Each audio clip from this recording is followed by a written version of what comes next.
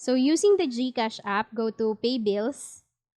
Tapos, under ng biller categories, select Government. And then, nasa unahan naman ng listahan yung BIR. Select mo lang yan. Tapos, dito sa Form Series, select 1700 Income Tax Return.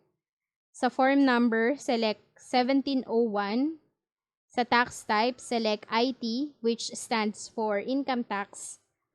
Return Period, December 31, 2019.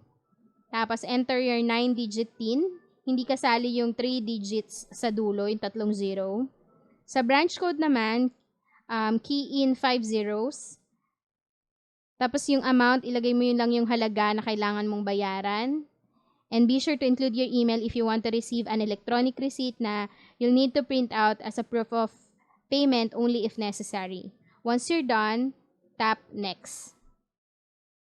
Take a quick look at your details, pero if you need to edit or revise anything, just hit the back arrow, otherwise tap on Confirm. Tapos during this process, kailangan stable yung internet connection mo para ma-process yung payment. Okay, so ayan, successful na yung pagbabayad natin for our tax obligation. And since we have included our email address nung tayo nag-process ng payment gamit yung ating GCash app, we can actually receive the electronic receipt on our inbox. So you can check that out tulad nito, and you can print it kung kinakailangan. And ngayon natapos na tayo mag-file at magbayad. Ang next step naman natin is magpa-stamp sa ating mga RDO. And although na-discuss ko na to kanina sa part 1 ng video tutorial na to, kung sino-sino talaga yung mga required magpa-stamp, ulitin ko na lang po ulit. Sila po yung mga nag-fill up ng form manually, whether walang babayaran or nakapagbayad na, gamit yung kanilang napiling mode of payment. You can bring all the forms and necessary documents to your RDO and have it stamped.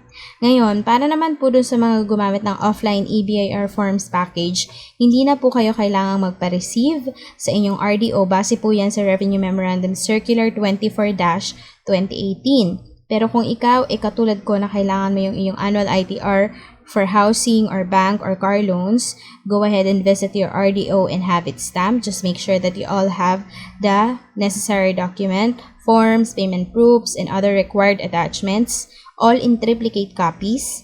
And here are the attachments and supporting documents needed when you're filing for Annual ITR.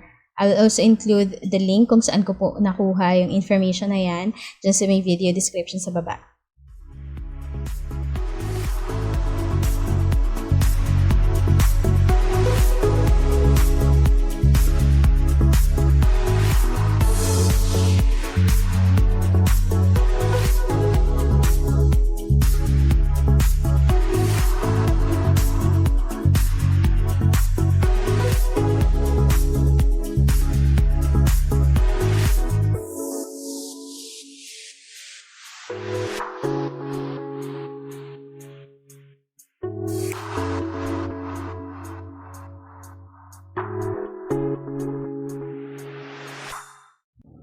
So now we're done with our annual tax filing. Sana marami kayong natutunan sa video tutorial na to.